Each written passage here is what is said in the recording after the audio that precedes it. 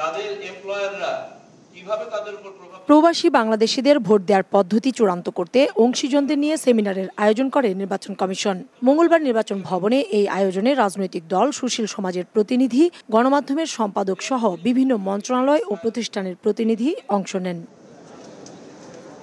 সেমিনারে স্বাগত বক্তব্যে নির্বাচন কমিশন সচিব বলেন, গ্রহণযোগ্য নির্বাচন করতে বদ্ধপরিকর ইসি। সুষ্ঠু গ্রহণযোগ্য নির্বাচন জাতিকে উপহার দিতে দৃঢ় প্রতিজ্ঞ।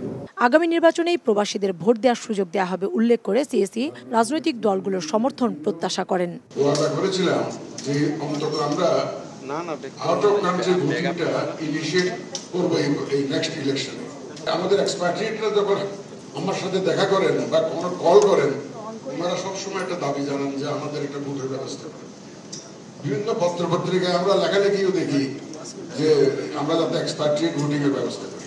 একদম ওয়ান সাইজ ফিক্স অল সেই অ্যাপ্রোচে যাওয়ার কোনো সুযোগ নাই।